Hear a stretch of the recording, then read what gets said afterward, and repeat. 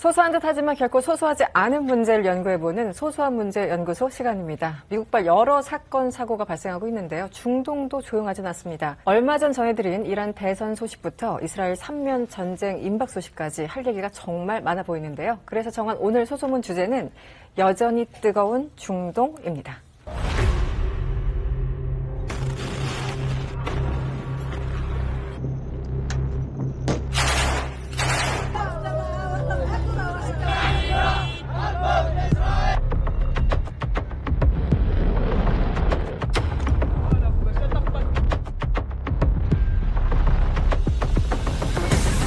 Israel's necessary and proportionate strikes were carried out in order to stop the Houthi terror attacks. وتؤكد القوات المسلحة اليمنية أن الرد على العدوان الإسرائيلي على بلدنا قادم لا محالة.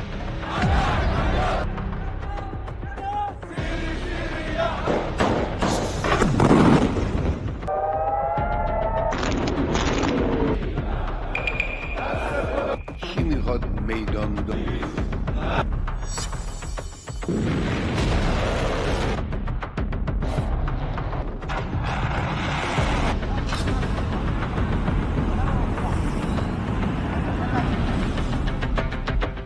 저희 프로그램에서 이전에 다뤘던 소식이기도 하죠. 이란에서 대통령 보궐선거가 있었습니다. 새롭게 당선된 마수드 페제스키안 대통령이 오는 7월 30일 취임하게 되는데요. 페제스키안의 당선이 이란 최고 지도자의 각본에 따른 것이었다. 이런 로이터 통신 보도도 있었습니다. 교수님, 이게 어떤 얘기죠? 뭔가 굉장히 드라마틱하다는 생각도 들고, 그런데 그게 로이터 통신 보도였어요. 네.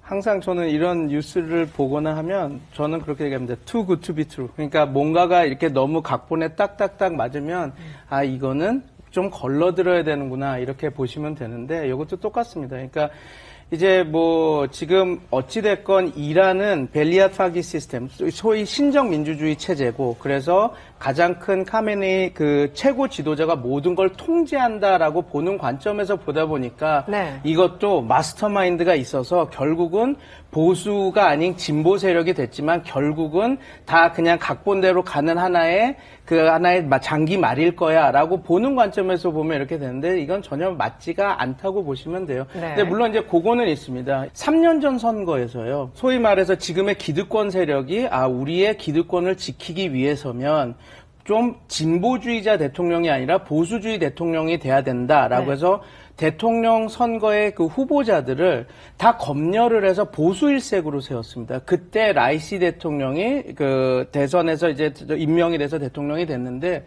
그때 48%의 그 투표율로 해서 거기에서 70% 정도 득표를 해서 대통령이 됐다고 하는데 이게 문제가 이겁니다. 48%가 역대 최저 대통령 그 참여율이었거든요. 투표 참여율이었거든요. 근데 이제 로이터 보도는 이겁니다. 이제 그 정보부에서 이란 정보부에서 이제 자기네들이 분석을 했겠죠. 요번에 국민들이 또 보수만 이렇게 한다면 아마 투표율이 13%밖에 안 갈 거다. 그럼 이건 심각한 문제거든요. 벨리아파기라고 하는 그 시스템, 신정민주주의 체제가 우리가 그 성직자들이 통치하는 체제라고 하지만 이 체제도 어찌됐건 민의를 수렴해서 어떤 그 민주정으로 되는 시스템, 소위 말해서 그 과거에 무함마드가 만들었던 umma 칼리파, 자기네들 그 국민들이 지지하는 종교 지도자가 통치하는 그런 것을 지금 현대화한 거거든요. 근데 13% 지지율로 대통령이 당선이 되고 그걸로 한다? 그러면 이거는 어떻게 보면 정당성이 없죠. 당연히 정당성이 없는 거거든요. 그래서 투표율을 끌어올려야 되는 그 상황에서 그러면 보수주의자 말고 그럼 진보 세력도 하나 넣자라고 해서 그 대선 후보로 넣었던 사람이 페제스키안입니다. 근데 페제스키안이 들어와서 근데 우리도 다 아마 페제스키안은 안 되고 소위 말해서 갈리바프라고 하는 테헤란 의회 의장이자 테헤란의 그 시장이었던 사람이 될 거라고 다 판단을 했었는데 오히려 투표에서 이 사람이 1차 투표에서 물론 이제 그 참여율은 39%밖에 안 돼서 더 낮았지만 거기서 44% 정도 득표를 하면서 1위 후보가 된 겁니다. 그러니까 2차 투표로 갔을 때 모든 사람들이 우리가 바꿀 수 있겠구나라는 생각에 또 들어와서 10% 정도가 더 늘어서 48% 정도가 와서 투표를 해서 거기서 이제 페제스키안이 된 거거든요. 근데 이제 여기 이 로이터 보도는 이겁니다. 보수 세력이 또 되면 자기네들의 정당성이 흐트러질 것 같으니까 진보 세력인 페제스키안을 그 대통령으로 세웠고 그 사람이 당선되게 했으니 이거는 우리가 착시하면 안 되고 착시 효과로 받아들이면 안 되고 변화는 없을 것이고 또다시 카메네이 그 최고 지도자의 통치하에 있을 거다라고 하는 그 분석이 이게 주요 요체였는데요. 네. 이렇게 얘기하면 이게 뭐가 모순이 있냐면 원래는 그 카메네이가 원했던 것은 컨벤션 효과. 그래서 조금 투표를 13%가 아니라 최소한 50% 이상으로 끌어올리겠다라는 그 그림에서 만들어진 거거든요. 그런데 그 그림이 오히려 진보 대통령이 당선되면서 좀 흐트러진 그 모습이기 때문에 우리가 물론 이제 페제스키안이 당선이 됐더라도 외교 정책에 뒤에 이제 이야기를 더 나누겠지만 여러 가지 이란 정책에 급변할 거라고 생각은 하지 않습니다. 그러나 그걸 갖고 이게 그 카메네이가 다 그린 그림 안에서 만들어진 거다라고 보는 것은 네. 조금 좀 한쪽 면만 극화해서 보는 네. 그런 분석이다. 그래서 로이터 알겠습니다. 이 기사는 조금 재미성 위주의 기사 아닌가 이렇게 저도 판단합니다. 지금 그 박사님 의견에 진짜 공감하는 게 사실 그 보도가 말이 안 되잖아요. 하메네이와 보수파 쪽에서 당연히 정치인들인데 정치적인 계산은 하겠죠. 그렇죠. 이게 이런 구도로 가면 저렇게 되겠구나. 너무 이렇게 가면 안 되겠구나. 근데 그거를 각본이라고 보는 거는 그건 너무 과장이고 이란의 정치 체제가 그렇게 단순하지가 않습니다. 사실 세상에 어떤 나라도 그렇게 단순한 나라는 없어요. 네. 이제 어떻게 보면 서방의 오만인데 특히 이란 같은 경우는 고도로 서로 견제하게 되어 있는 구조고 보수파들이 뭐 다 하나의 색깔인 것도 아니고 어느 그 정치 집단들이 굉장히 다양하고 내부 경쟁이 보수파 안에서도 굉장히 치열하거든요. 그래서 이란에서 무언가 일이 벌어지면 서방 언론들이 이란 내부의 싸움이 너무 치열해서 이렇게 갈등이 많다 이렇게 나오다가 또 뭐가 나오면은 저거 다 각본이야 사실은. 근데 그거는 정말 아니고 하메네이 최고 지도자조차 절대 권력이라고 볼 수가 없고 네. 게다가 이란은 절차적인 형식적인 민주주의를 가지고 있는 나라입니다. 이미 1979년 혁명 이래로 국민들이 직접 선거 경험 다 해봤어요. 시위도 많이 해보고 네. 그러니까 한계가 있다고 하더라도 정치 참여 경험을 굉장히 많이 쌓아온 나라고 뭐 대통령, 의원, 시장뿐만이 아니라 최고 지도자 뽑는 위원들까지도 국민들이 뽑는 나라인데 서방에서 이란을 너무 우습게 보기 때문에 네, 이런 보도가 저런 나왔다. 식의 보도가 나오는 거 아닌가. 저는 솔직히 그런 생각이 들었어요. 네. 그리고 여기 한 가지 더 추가하자면 사실은 페제스키안 지난번에 19년 때 출마를 했었는데 슈라이 나가반 카트를 시켰어요. 출마 네, 못했어요. 자격이 없다고 했어요. 네, 그 위원회에서. 자격이 없다가 지금 왜 생겼어요? 딱 봐도 뭐라고 해야 되나 그 한 명 진보가 필요했었어요. 그 투표율을 끌어당기려고. 그럼 여기서 게임이 없어진 그 문제가 뭐냐면 이란 정권이 극우파랑 한번 게임을 했어요. 아메디네자 때. 그때 너무 골치 아팠거든요. 네. 그 이란 정권이 제일 힘들었던 시절이 극우파 대통령이 나왔을 때예요. 네, 네. 그래서 사이젤리가 절대로 당선되면 안 되니까 차라리 원하지 않았지만 이 사람을 막으면 안 되겠다는 생각으로 풀어줬는데 그래서 그분도 이제 주가 연설 때 그 얘기를 했어요. 아주 투명하고 민주주의적으로 투표를 하게끔 하는 우리 종교 지도자님께서 감사드립니다. 네, 그렇죠. 그 테헤란 타임즈에 이번에 새로 당선된 대통령이 대외 정책 구상을 밝혔다고 하는데 대략 어떤 내용들이 담겨 있습니까? 서방 세계와 대화를 하겠다. 그다음에 JCPOA를 복권을 해서 우리가 그 이란이 경제 주체로서 나와서 활동을 하겠다. 그런 얘기를 하고 그다음에 우리가 이제 그 미리 먼저 그러니까 이스라엘이나 이렇게 공격하지 않겠다. 우리의 이익이 침해되지 않는 이상 우리는 우리 외교와 우리 내치에 집중하겠다. 그게 본인의 그 메시지였는데요. 네.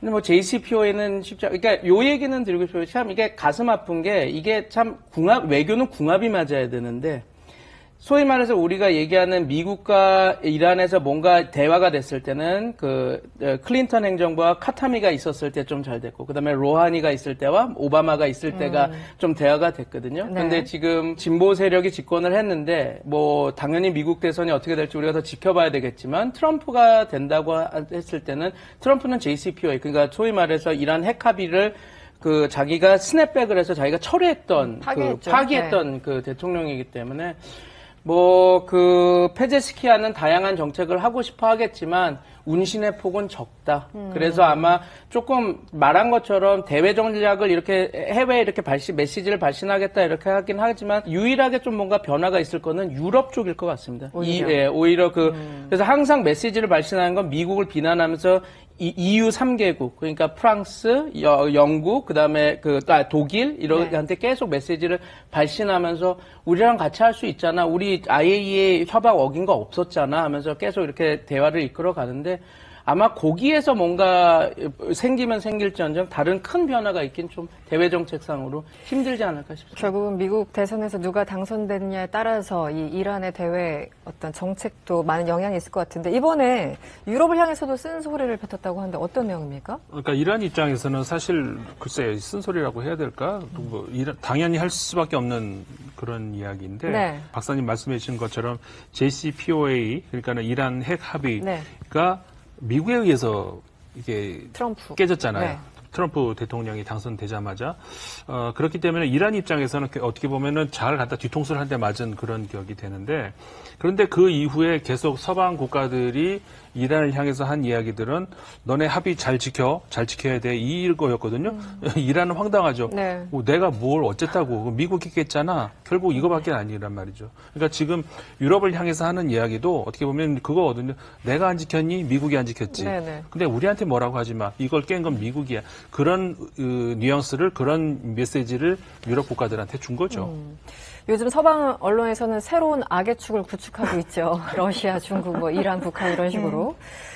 이 이란은 중국이나 러시아 쪽에는 어떤 목소리를 좀 내고 있나요? 당연히 페제시키안도 러시아와 중국에는 그 우호적인 관계를 유지를 하려고 할 수밖에 없죠. 뭐 푸틴 대통령, 러시아 대통령하고 8일날 전화 통화하고 뭐 연내 뭐 만나자 뭐 이런 얘기했다고 보도들 나오는데 사실 러시아와의 관계는 이란 입장에서 보면은 둘 다 고립돼 있다 보니까 조금 이렇게 협력하는 그런 이제 밖에서 자꾸만 둘을 묶는 그런 측면이 좀 강한 것 같고 네. 중국은 달라요. 25년 장기 협력, 그 로드맵도 있고 뭐 포괄적 전략적 파트너십 이거는 둘 다 뭐 이제 확고한 이게 그 전략적인 관계요 진짜로. 이제 다만 이제 이란이 제재를 받다 보니까 중국이 이란으로부터 사들인 에너지 수입, 중국 입장에서 보면은 이란이 그런 에너지 공급국으로서의 비중은 사실 굉장히 적어요. 적지만 이게 중국 입장에서 보면은 호르무즈 해협에 만일에 어떤 일이 생겨도 네. 육로로 이어지는 에너지 공급원이 있다라는 건 어마어마하게 중요한 문제예요. 그래서 이란은 중국 입장에서는 굉장히 전략적으로, 진짜 전략적으로 중요한 상대고, 그래서 그 이란에 중국이 공을 또 많이 들였죠. 그동안에도 돈도 많이 쏟아부었고, 근데 그 트럼프가 엎어버렸던 이 협상 과정에서도 중국이 물밑에서 좀 안 될 때는 뭐 이란과 서방 사이에 연결을 하려고 해주려고 애쓴다든가 아니면 또 이제 걸프 아라비아 국가들이 또 이제 자꾸 방해하려 그러면은 또 그들과 이란을 같이 또 이렇게 한 자리에 좀 모아보려고 애를 쓴다든가 여러 가지 노력을 했는데 물론 당시에 중국이 어떤 외교적 역량이라는 게 한계가 있어서 이란의 그 핵합에서 뭐 결정적으로 이란에 도움이 되어줬던 건 아니지만 어쨌건 계속해서 애를 많이 썼고 지금은 이렇게 이란이 고립된 상황에서는 중국이 정말 중요해요. 네. 왜냐면 이란이 그 브릭스라든가 그다음에 상하이 협력기구 이제 여러 가지 중국이 주도하는 자자체제를 통해서 이란이 지금은 국제사회에서의 고립을 어느 정도 조금 헤쳐나가는 그런 측면이 있기 때문에 이번에도 사실 페제시키안도 그 우호적인 발언을 하고 좀 당연한 것 같아요. 그 트럼프가 이란 핵 합의를 이렇게 깨고 알파 기자님, 네. 바이든이 된 다음에는 어쨌든 뭐 기존의 어떤 외교 관계를 조금 정상화시키겠다 이런 얘기가 있었고 그래서 네. 이란 핵 합의를 어느 정도 다시 뭐 좀 만들어 나갈 것이라는 기대감이 있었는데 사실은 뭐 별거 없었어요. 바이든 정부에서도. 사실은 네. 오만에서 비밀 해동이 있었어요. 몇 차례 근데 있긴 너무 했었죠. 좀 약간 유치했어요. 왜냐하면 왜요? 오케이 미국에서는 바이든 정부 좀 진보 계열로 왔지만 근데 이번에는 이란에서 보수 계열로 나왔거든요. 그래서 우리는 이 미국 사람들 말을 믿을 수 없다고 해서 어떻게 했냐면 같은 호텔 맞은편에 미국 애들이 있고 그래서 이제 유럽하고 이란 사람들이 이제 얘기를 하다가 유럽 애들이 나와서 미국 애들이랑 얘기하고 기사 야 이거 봤어요. 맞아? 네. 뭐 이렇게 하는 거 괜찮아? 네. 이런 식으로 했는데 여기로부터는 뭐 무슨 핵이랑 관련된 합의가 나올 수가 없지만 근데 그거 발당이 돼가지고 이스라엘 문제가 터질 때는 미국하고 이제 이란이 항상 오만에서 그런 비밀 회동들을 했거든요. 또 이제 완전히 관계가 끊긴 건 아니었지만, 근데 핵은 일단은 잠전된 상황이긴 한데, 이제 지금 여기서 베제스키가 나왔지만, 미국에서도 지금 누구 당선되냐에 따라 달라져요. 왜냐면 베제스키는 하는 말이 뭐냐면 우리는 핵에 관심 없어요. 핵 개발에 관심 없다? 네.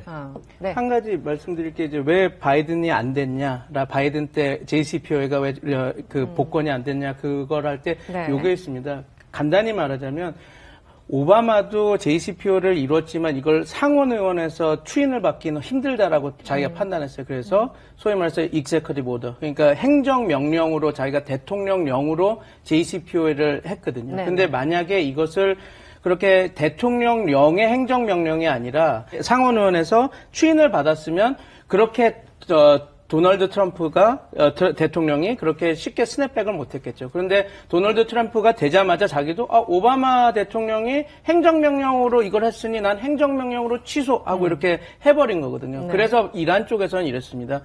우리가 똑같은 안에 똑같이 사인을 또 해야 되는데 그러면 이렇게 하자. 우리가 똑같은 안에 똑같은 사인을 하고 우리가 잘못한 게 없는데 또 사인을 해야 되는 측면이니 우리가 딴 거 다 안 바랄게. 그 대신 이번엔 상원에서 이게 이렇게 승인을 받아라. 그래서 우리한테 다른 대통령이 된다 해도 이게 순식간에 없어지고 그러지 않다는 걸 해달라고 했는데 상원에서 그걸 이루지 못하는 상황이 된 거죠. 그리고 근데 지금 알파고 기자님이 말씀해 준 것처럼 그 다음에 이제 그거를 하려고 할 때마다 동력이 다른 쪽에 뭐 이스라엘 분쟁이라든지 이런 게 되면서 이렇게 흐지부지한 국면이 크죠. 그래서 JCPOA를 바이든 때 복권을 하기가 힘들었다. 그렇게 네. 보시면 됩니다. 네.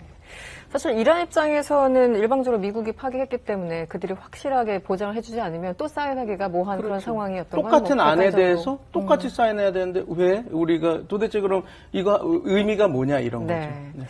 알겠습니다. 다른 이슈로 넘어가 보겠습니다. 이런 가운데 지난 19일이었죠. 텔아비브에서 드론 공격으로 민간인 사상자가 나자 이스라엘은 공격의 주체를 자처한 후티 반군에 바로 이튿날 직접적인 보복을 가했습니다. 지난해 10월 가자지구 전쟁 발발 이후에 첫 예멘 직접 타격이라고 하는데요. 알파고 기자님 설명해 주시죠. 일단은 우리가 후티 반군이라고 하는데요. 어쩔 수 없이 이제 하는 건데 사실은 후티 반군이라고 말하면서 동시에 이분들의 정식 명칭도 말해야 돼요. 왜냐하면 후티라는 말이 비하 발언이에요. 이분들이 후티라는 말을 들으면 기분 되게 나쁘고요. 네네. 안사룰라히라고 해야 되거든요. 그리고 우리는 또 후티 반군이라고 하긴 한데 사실은 이 안사룰라히라는 이 집단이 거의 지금 이제 동일 정부를 만들어 가지고 내전 과정에서는 국방부를 다 먹었거든요. 그래서 예멘의 국방부는 후티 반군이라고 생각하시면 되는데요. 네. 지금 이 전쟁도 후티 반군 자원에서 하는 거 아니고 그냥 예멘의 공식적인 전쟁으로 봐야 돼요. 네, 일단은. 네, 네. 그렇죠. 자, 그러면 이분들은 사실은 하마스 이스라엘 전쟁이 시작했을 때부터는 자꾸 누르고 있었어요. 이스라엘을. 사실 이분들이 원래 때리고 싶었던 거 어디냐면 텔아비브 아니고 이스라엘 남부에 있는 그 핵 개발하는 동네가 있거든요. 거길 누르고 있었어요. 그리고 자꾸 그걸 이제 시도를 했었는데 그걸 성공하지 못했던 이유가 뭐냐면 미국 그리고 영국 그 다음에 가끔씩 프랑스가 홍해에 있었던 그 이제 함대라든가 아니면 이제 그 전투기들을 통해서 그냥 막고 있었는데 마지막으로 후티 반군이 드론을 일단은 수단 다음에 이집트로 날리면서 미국 그 영사관이죠. 영사관 근처를 때렸어요. 경로가 그렇게 됩니까? 이집트를 통해서? 예, 이거 밝혀졌어요, 지금. 네. 사실 이걸 통해서도 미국, 이스라엘의 외교 정책이 좀 약간 흔들렸다는 걸 볼 수가 있거든요. 왜냐면 수단이 이스라엘을 인정하기로 했었거든요. 뭐 어느 정도를 인정했었는데 다음에 이제 내전이 터졌지만 내전에서는 이제 무르한 장군이 이스라엘한테 야, 니네들 우리 지지해주면 우리는 이걸 이길 수가 있는데 이스라엘 지지를 안 했고 그래서 지금 관계가 흐지부지하게 됐었거든요. 지금 보세요. 뭐 물론 수단에 그 군사 시설이 그렇게 안 좋으니까 뭐라고 해야 되나 그 드론을 감지하지 못했다고 할 수가 있어요. 네네. 그럼 이집트는 군사적으로는 그렇게 드론 하나를 파악하지 못할 나라가 아니거든요. 네. 정보를 안 준 것 같아요. 아니면 이집트 사람들 말로는 우리가 몰랐다. 지금 화나 있는 상태입니까? 왜 우리 영공을 지나서 약간 뭐 이런 느낌이? 아니 아무 말도 안 하고 있어요. 왜냐면 이집트도 지금 최근에 와서 네. 이 필라델피아 지구라는 데가 있어요. 가자 안에서. 거기에다가 지금 이스라엘 군인들이 배치되고 있는데 그것 때문에 몇 번이나 우리는 그 니네들이랑 했던 평화 조약을 깰 수도 있다는 협박을 했거든요. 그런데 결론적으로 가서 때렸어요. 근데 이제 그 때리면서 이스라엘이 깨달은 거 뭐냐면 우리는 그동안 이 예멘 애들을 다 미국하고 영국한테 맡겼는데 이거는 우리는 직접 관리해야겠다. 그래서 이제 비행기를 몰아가지고 어디를 때리냐면 그 후데이다이라는 항구를 때렸는데 여기 이 항구의 특징이 뭐냐면 이란으로부터 오는 무기 이쪽으로 통해서 다 이쪽으로 오는군요. 오고요. 그리고 후디 반군은 그 소기들도 이쪽으로 출마돼요. 그래서 지금은 이제 사람들이 이런 게임에서는 이스라엘이 몇 개 더 이렇게 항구들을 때리면 후티 반군이 이제 끝나는 거 아니냐라고 하는데요. 미안하지만 이 예멘에 붙어 있는 사우디는 3년 동안 때렸거든요. 네. 걔네들이 안 죽었어요. 오스만 제국 때도 제일 말 안 들었던 아랍 지역이 제일 많이 반란을 일으켰던 지역이 예멘이었어요. 그리고 사우디 왕가도 이제 아라비아 반도를 내가 통일하겠다고 해서 이제 통일 전쟁에 나서서 원래는 리야드 주변을 먹었던 사람이었잖아요. 예멘까지 왔다가 이제 거기서 멈춰요. 이 예멘 사람들이랑 엮이면 안 되겠다고 해서 멈춘 통례는 이 통례인데 좀 약간 그냥 쉽게 넘어가면 안 될 것 같아요. 네. 그래서 어쨌든 이번 의미는 직접적인 타격을 이제 이스라엘이 직접 나서기 시작했다. 네. 네. 그리고 이거는 이스라엘 역사상에서도 이스라엘이 처음으로 공식적으로 인정을 하고 자기 국경이 없는 나라를 공격하는 거 처음이에요. 예전에 이란을 한번 공습한 적이 있었는데 그때는 인정을 안 했어요. 우리가 했다고 안 했어요. 근데 이번엔 처음으로 우리가 했다고 했고 그리고 자기 국경이 없는 공습 중에 레바논 쳐들어갔을 땐 쳐들어갔죠. 전쟁이 있었으니까. 네, 근데 네, 이제 네. 이건 공습 보통 이런 공습을 했을 때 자기네들이 안 했다고 밝혔는데 지금 그 얘기는 이번에는 공식적으로 공식 인정하고 처음으로. 그런 의미가 있군요. 이번에 이 전쟁이 지금 뭐 후티 반군 얘기 나왔고요. 이스라엘 얘기 나오고 있고요. 이 헤즈볼라 관계가 이제 들을 때마다 헷갈려요. 네, 연구원님. 간단하게 정리를 좀 해주시죠. 지금 어찌됐건 우리가 지금 모두의 말씀을 주셨죠. 그래서 엑시스 오브 레지스턴스 그래가지고 그 저항의 축이라고 하는 거고 이란이 그 또 마스터 마인드고 얘네들을 다 연결해서 싸우고 있다 이런 이야기를 하고 있고 어느 정도 일정 부분 맞는 부분도 있습니다. 왜냐하면 이란의 그 군사 전략이라고 하는 게 뭐 이제 예전 과거 소련이 썼던 러시아죠. 러시아 썼던 종심전이라고 해서 최대한 전쟁의 그 배틀그라운드가 이란에서 먼 쪽으로 빼려고 해요. 그래서 이란으로 들어왔을 때는 좀 그 전선이 넓혀지고 보급로가 늘어져서 이렇게. 그래서 그렇게 해서 어느 정도 얘네들이 그 후티라든지 헤즈볼라라든지 레바논 헤즈볼라 그다음에 예멘의 후티 이 반군에 대해서 지원을 하면서 전선을 넓혔던 건 사실입니다. 그리고 느슨하게 그런 걸 이용을 했었죠. 근데 이제 너무 이제 우리가 모든 것을 이제 또 각본을 쓰다 보면 이제 저항의 축이 이렇게 크고 그래서 이스라엘이 싸워주고 있고 그래서 이 대립 구도는 있으니까 우리가 어느 한쪽 편을 지원해주고 그런 구도는 전혀 아닌데요. 지금 우리가 자꾸 시아파 크로센트라고 그러잖아요. 예멘도 시아파이긴 한데 자이디파고 시아파가 아니에요. 그러니까 신앙을 보면 여기도 잘 알겠지만 좀 전혀 다른 같은 시아파 분류긴 하지만 자이디파는 또 다른 정말 자기네의 신앙이 있는 거거든요. 그래서 우리가 자꾸 착각을 하면 시아파의 맹주는 그 이란이니까 이란의 영향력 그런 종교적 영향력이 다 이렇게 있을 거다 하는데 예멘은 전혀 그런 게 아닙니다. 그냥 자기네들이 생각할 때 이스라엘에 대한 반감하고 서구에 대한 반감이 있는데 그리고 반제국주의 사상들이 있는데 그게 맞으니까 같이 도와주는 거지 시아파의 맹주라서 그래서 나도 같은 시아 라인이라서 그런 분위기가 아니라는 거. 그래서 조금 다르게 봐야 됩니다. TMI 드리자면 그 안사룰라를 만든 사람이 네. 이제 시아파 리더이잖아요. 근데 신학 교육을 이란 아니면 레바논에서 받은 거 아니고 수단에서 받았어요. 수니 나라에서 받았고 그리고 또 한 가지 추가하자면 후티 반군 시아파라고 하긴 하지만 율법으로 봤을 때는 같은 시아파인 이란하고 헤즈볼라, 레바논보다는 순니파에 더 가까워 율법적으로 봤을 때는. 그렇지만 우리는 이제 후티 반군을 알아야 돼요. 후티 반군이 하마스도 헤즈볼라보다도 이스라엘에 대해서 매운 조직이에요. 그 국경도 없는데 예를 들면 제가 이제 이스라엘 레바논에 갔을 때 이제 헤즈볼라 이제 방송국의 이제 뉴스들을 봐서 거기서는 유태인을 욕하는 거 아니고 시오니즘을 욕하거든요. 시오니 정권이라고 해서 우리는 유태인들을 싫어하는 것이 아니다. 우리는 이제 시오니즘이란 문제가 있다. 하마스도 역시 그런 말을 해요. 우리는 여기서 이제 이스라엘이라는 나라가 문제지 우리는 유태인들이 아무런 문제를 일으키지 않고 여기서 산다면 우리는 문제가 없다고 봤는데 근데 엔사룰라 후티 반군의 깃발을 보시면 로고를 네, 보시면 거기서 유태인을 가지고 저주를 해요. 유태인에게 저주하다 이 말이 있어요. 네. 그리고 이분들이 예전에 한번 그 90년대 저기부터 이제 반란을 일으켰는데 그 반란 때문에 마지막으로 남았던 몇천 명 유태인들 그때 이제 예멘을 떠났거든요. 사실은 예멘은 유태인이 제일 많이 산 아랍 지역이었어요. 그 이스라엘 안에 있었던 미르자히들의 대다수가 다 예멘 출신이거든요. 살짝 피부 색깔이 저랑 똑같은 유태인들은 다 예멘, 대다수가 예멘 사람이라고 생각하시면 돼요. 그러다 보니까 이분들은 이미 애초부터는 국경이 또 없는데요. 그 유태인들에 대한 반감이 많이 있었던 사람들이었고, 이제 이번에 이제 전쟁이 터지니까 이제 그 반감 다시 한번 표출되거든요. 네. 그래서 지금 문제가 뭐냐면 그분들은 알고 있어요. 어떻게 보복을 해야 되는지. 무조건 항구를 때려야 돼요. 왜냐하면 이스라엘 지금 항구가 흔들리면 이스라엘 경제가 흔들리는 그런 구도이거든요. 사실은 이스라엘이 지금 뒤에 있는 요르단하고 사우디가 아랍에미레이트를 통해서 물품을 갖다 주지 않으면 거의 그 바닷가로부터 그 예전만큼이나 물품이 많이 들어왔다 오는 거는 좀 약간 힘들어하고 있는 상황이니까 보복은 항상 이스라엘의 바닷가를 때리면서 될 것 같아요. 거기가 이제 공급하는 곳이기 때문에 가장 핵심적인 지역이거든요. 네. 그러니까 거기를 때렸을 테고요. 티란 해협이라는 게 있습니다. 네. 그러니까 여기 시나이하고 이렇게 홍해가 있고 네네.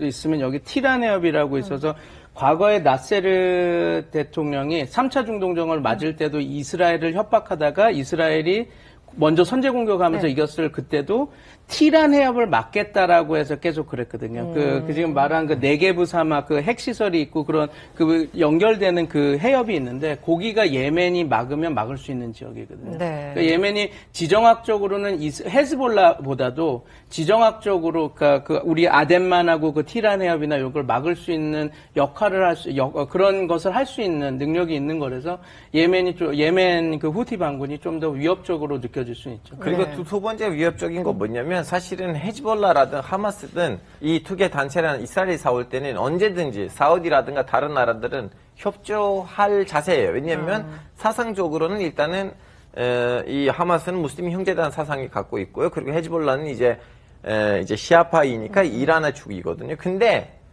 사우디도 나머지 아랍 국가들도 예멘을 엮이고 싶지는 않아요. 그래서 이번에는 이스라엘이 그 예멘의 그 항구를 때릴 때는 네. 누가 물어보지도 않았는데 사우디가 먼저 나와서 야야 우리를 통해서 날린 것도 아니고 우리는 정보도 주지 않았고 우리는 아무런 상관이 없다. 이 정도로 예멘이 좀 약간 중동에서는 제발 좀 엮이지 않았으면 좋겠다 그런 통례예요. 그렇군요. 두 분의 말씀을 한 줄로 요약하면 이란이 뒤에서 흔들고 지고 조종할 거라고 생각을 하지만 그게 전혀 아니다. 그렇게 볼 수는 없다. 그렇게만 네. 볼 수는 없다. 자율적으로 움직이고 있다. 이 말씀을 해주셨고 지금 어쨌든 하마스와 전쟁이 계속되고 있고 또 헤즈볼라와도 티격태격하고 있고요. 이제는 이제 예멘 반군까지 나왔습니다. 이른바 3면 전쟁 이런 얘기도 나오는데 계속 전선이 이렇게 넓어지는 분위기입니다. 뭔가 이렇게 잦아들지 않고 이 전쟁 양상을 어떻게 봐야 됩니까? 근데 이거를 저는 그 누구도 인센티브가 없는 전쟁이거든요. 거의 근데 소모적이죠. 네. 그런데 이게 우리가 이런 일들을 볼 때 항상 보면 누가 가장 이익을 많이 가져가나 이걸 보면서 물론 그게 꼭 정답은 아니지만 네. 보는데 지금 보면 어찌됐건 지금 이스라엘의 네타냐후 대통령, 그러니까 총리에 제일 유리한 방향으로 이렇게 그림이 그려지고 있는 것 같아요. 왜냐하면 지금 트럼프 대통령이 되고, 그래서 트럼프 대통령이 되면 여기에 신경을 덜 쓰는 방향으로 하고, 소위 말해서 지역 동맹국인 이스라엘한테 힘을 실어주면서 네가 이걸 좀 풀어가라, 이렇게 할 확률이 크거든요. 그러면 네타냐후 총리는 이미 제가 몇 번 저번에도 나와서 하고 다 말씀을 했겠지만, 지금 내치적으로는 인기가 진짜 없는 대통령이거든요. 그렇죠. 전쟁 아니고서는. 네네. 그러면 요 안에서 이 상황이 이렇게 극화가 되고 3면 전쟁이 될 때, 경제도 별로 안 좋거든요, 이스라엘. 그런데 그러면 누구한테 좋을까라고 봤을 때는 이제 뭐 어떤 특정 세력들한테도 이렇게 가겠죠.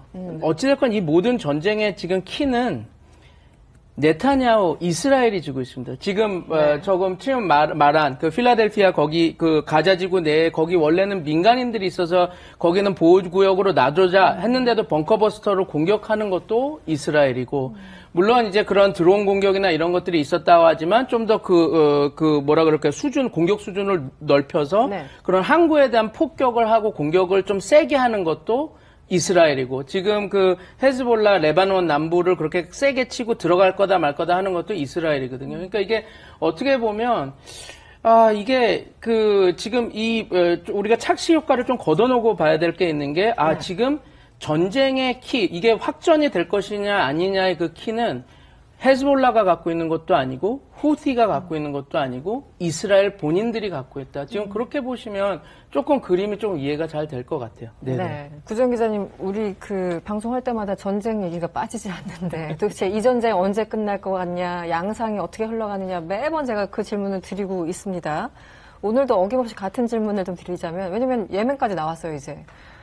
별로 없을 거예요. 네? 근데 이게 확전이라는 게 무슨 전면전, 사실은 저는 이제 전쟁을, 좀 냉정한 얘기지만 전쟁을 이렇게 쭉 보다 보면은 지상군이 들어가지 않는 전쟁은 보통 전쟁이라고는 안 해요. 그냥 공습이라고 하지. 근데 지금은, 그러니까 레바논 같은 경우는 뭐 가능할지 모르겠어도 예멘 같은 데는 이 상태로 계속 갈 거예요. 그래서 우리가 걱정해야 되는 거는 팔레스타인 사람들의 안위, 가자지구에 굶어가는 사람들, 사실은 그들을 걱정해야 되는 거고, 이스라엘이 후티 반군하고 싸우든 뭘 하든 간에 그러니까 이스라엘에 의해서 죽어가는 사람들 걱정만 우리는 하면 될 것 같고요. 이제 이란에 지금 이제 대통령이 바뀌게 되면서 아무래도 좀 그런 부분에는 관심이 쏠릴 수밖에 없는데, 그러니까 무슨 이란이 주장하는 그 저항의 촉, 뭐 이렇게 얘기를 하는데, 그러니까 이란 대통령이 바뀌게 되면은 그 이란의 대외적인 군사행동, 군사활동, 미국과 서방이 계속 경계하고 이스라엘이 욕했던 거, 그쪽은 동력을 어느 정도는 잃을 수밖에 없는 거죠. 이제 다만 그런 페제시키안 차기 대통령이 이렇게 혁명 수비대라든가 이른바 이란의 그런 보수 강경파들, 군사작전 주도해 왔던 세력들을 어느 정도나 통제를 할 수 있을 것인가, 장악을 할 수 있나, 그 부분은 좀 미지수이기는 해요. 어차피 그 이란의 그 하산 로하니 대통령 시절에도 사실 그렇게 다 통제가 되지는 않았습니다. 그렇지만 지금 페제시키안 대통령 갈 길이 멀고, 이번에 그 메시지에서도 기고문에서도 봤듯이 이제 분쟁, 이제 관여 좀 꺼리고 있고, 이란 국민들의 뜻이 그거였던 거예요. 그래서 이제 그 사람이 당선이 된 거고, 그리고 아까 무슨 뭐 하메네의 각본 얘기도 나왔지만, 어느 정도는 저는 이쪽으로 공감대가 형성이 이란 내에서 이제 외부에서 그런 분란 이제 그런 거 좀 이제 그만하고 내부에 잘하자 그런 쪽으로 가고 있는 것 같고, 이제 다만 이스라엘의 행보가 워낙 심하다 보니까 이제 내부의 여론들도 이스라엘에 대해서 이란 내부에서도 뭐 안 좋, 그건 중동 전체에서도 안 좋을 수밖에 없는 거니까 이스라엘의 그런 막가파식 행동들이 중동의 여러 정권들의 지금 사태를 좀 눌러놓으려는 정권들에도 다 이제 압력이 되고 있잖아요. 근데 이제 그거는 역시 또 계속 도돌이표인데 그래서 미국의 대통령이 누가 되냐에 따라서 어떻게 조금이라도 억누를 것인가. 정말 도돌이표. 그래서 이게 꼭 뭐 미국이 다 결정할 거라기보다 다 그냥 맞물려 있는 문제다 정도로만 말할 수 있을 것 같습니다. 소장님, 여기서 이런 뭐 이스라엘과 하마스 계속 전쟁이 벌어지고 있지만 유럽 입장에서는 우크라이나 전쟁이 핵심인 거잖아요. 굳이 뭐 이렇게 순서를 나누자면. 그렇죠. 유럽에서는 어느 정도의 관심을 보이고 있나요? 이 중동 정세에 대해서 많이 언론에서 다루긴 합니까? 그렇죠. 이제 그 유럽 입장에서 중동 정세는 굉장히 중요한 그 안보 이슈인데, 다만 말씀하신 것처럼 지금은 그 우크라이나 전쟁이 터지는 그런 상황이기 때문에 이건 발등에 불이 떨어진 것이죠. 그러니까 이건 유럽 대륙 안에서 전쟁이 나고 있잖아요. 그렇기 때문에 우크라이나 전쟁은 좀 예외로 봐야 되는 것이고, 그게 아니라면 중동 상황은 유럽 입장에서는 굉장히 중요한 이슈고요. 특히 아까 고정 기자님 말씀하신 것처럼 지금 그 팔레스타인 이 가자 지구에서 거의 고립 상태로 굶어 죽어가는 이 민간인들, 이들에 대해서 이걸 어떻게 할 것이냐. 사실은 워낙 큰 이슈들이 여기저기서 터지다 보니까 그게 많이 묻혀버려요. 그런데 최근 들어서 조금 유심히 제가 본 것은 유럽 연합 차원에서 그 외교가 이스라엘을 향해서 좀 강경한 입장으로 가고 있다는 거. 그게 좀 눈에 띄는 그런 부분이거든요. 유럽 연합이라는 곳이 워낙에 좀 이렇게 두 국가 체제를 이제 지지를 하고요. 물론 미국 바이든 정부도 그렇습니다만은 두 국가가 성립이 돼야 결국은 평화가 오는 것이 그 이상의 방법은 없다는 그런 입장인데 지금 네타냐후 정부나 사실 하마스도 마찬가지죠. 네. 그 상대방이 죽여야 우리가 산다는 이런 생각을 가지고 있는 사람들하고는 도저히 이렇게 양립이 될 수 없는 그런.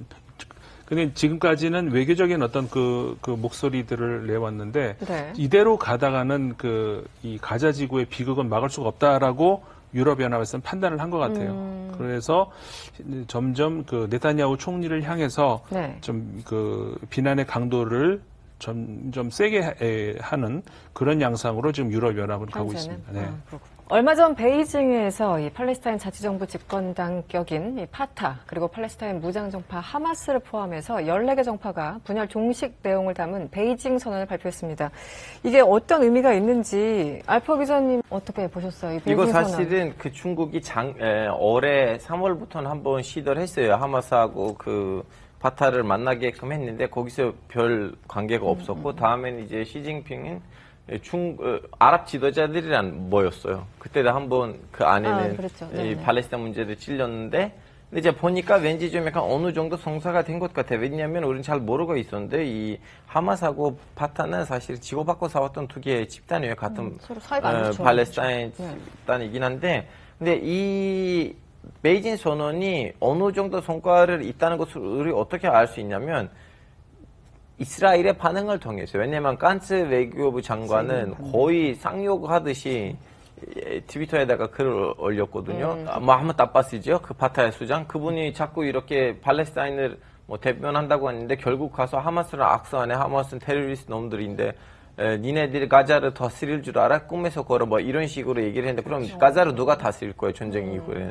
자 그러면 이 베이징 선언 안에는 뭐 있어요? 베이징 선언 안에는 일단은 무슨 일이 있어도 이 팔레스타인의 미래를 위해서는 하나의 독립된 정부를 구성하고 이걸 통해서 우리는 상대를 해야겠다. 그래서 여기서 지금 제일 큰 집단이 세 개예요. 하마스, 파타 그리고 이슬라믹 지하드라는 건데 이제 여기서 문제가 뭐냐면 사실은 제일 큰 문제 그거예요. 이제 말로만으로도 소리상으로만으로도 하마스하고 파타는 이스라엘의 존재를 인정했어요. 근데 나머지 조직들은 그걸 아직 물음표이거든요. 근데 당연히 중국은 이스라엘 존재에 대한 부정적인 나라가 아니에요. 자, 그래서 이 선언이 얼마나 성사될 건지는 우리는 물음표이긴 한데 결론적으로는 이스라엘 여기로부터 불만이 있는 건 확실해요. 네. 자, 그러면 우리는 여기 동양에 살고 있는 사람들인데 중동이 별로 우리가 큰 관심거리가 아니에요. 솔직히 냉정하게 얘기하자면. 그럼 여기서 우리는 이 질문을 던져야 돼요. 중국이 왜 이 판에 끼어 들어갔어요? 네. 사실은 중국의 하나의 좀 약간 삐진 것도 있어요. 이스라엘 안에서 했던 그 운반 일들은 다 이스라엘이 어느 순간부터는 다 인도한테 넘겨줬거든요. 그때 중국이 갑자기 너무 좀 약간 배신감을 느낀 것도 있고요. 그리고 두 번째는 중국이 원하는 거 뭐냐면 미국이 중동에서 골치 아프고 정신이 없고 바빠야지 나는 여기서 동양에서 특히 대만 상대로는 더 편하다. 그러다 보니까 미국이 중동에서 바쁘려면 이 팔레스타인 애들을 다 동일되고 더 이렇게 뭉쳐야 된다. 네. 그리고 마지막은 국내 정치인데요. 국내 정치적인 거 뭐냐면 이제 위구르 독립 문제가 있거든요. 네네. 위구르 독립 문제를 막으려고 했을 때도 이번에는 해적 애들이 있어요. 그분들도 숫자는 거의 좀 약간 몇 천만 명 넘고 뭐 일설에 따르자면 1억일 수도 있는데 그 정확한 통계가 없거든요. 그래서 자꾸 이 이슬람 문제는 중국 내부에서도 문제인데 이 중국이 밖에 나가서 무슬림들의 제일 마음이 아파하는 이 팔레스타인 문제에 있어서 이렇게 이스라엘을 짜증나게 만드는 행동들을 하면 국내 정치에서는 야 애들아 내가 이슬람을 탄압하는 거 아니야. 네네. 우리는 그냥 이제 동일성을 좀 약간 뭘 하려고 하는 거거든요. 그래서 나는 이슬람 싫어하는 거 아니고 오히려 봐봐 나는 지금 이슬람을 제일 좀 약간 잘해주는 국가가 아니냐라는 행보인데요. 그래서 예언은 아니고 네. 오늘 예언 많이 나와요. 조만간 다시 한번 이 서양 국가들이 중국의 이 모습을 보고 너 와서 이 중동에 끼어 들어온다고? 그러면 두고 봐 하고 다시 한번 위구르 문제가 터지지 않을까라는 우려가 있어요, 사실은. 다시 중국이 한번. 왜냐하면 이렇게 중동 정치에 개입할 때마다 한 1년 이후에는 위구르 문제가 터져요. 아, 그렇습니까? 네. 중국은 이런 상황에서 자기의 영향력이나 자기도 어떤 글로벌 플레이어로서 중동에 이런 역할을 할 수 있다는 걸 계속 메시지를 발신하고 있습니다. 그리고 이 어느 정도 했는데, 근데 요게 문제입니다. 요게 강화되면 갈수록 오히려 가자 지구의 문제가 더 안 풀릴 수 있는 확률이 커져요. 왜냐하면 어떤 말이냐면 아까 말씀한 것처럼 미국이 나서줘야지 뭔가 풀리는 게 있는데 중국이 이렇게 너무 이렇게 어떤 플랫폼을 만들어서 네. 이런 다자 협력을 이뤄낸다. 그러면 미국은 항상 조금 한 발을 빼고 이걸 상황을 주시하게 되거든요. 그럼 상황이 어떻게 되느냐? 이스라엘의 영향력이 행동력이 더 커지게 되는 거거든요. 그러니까.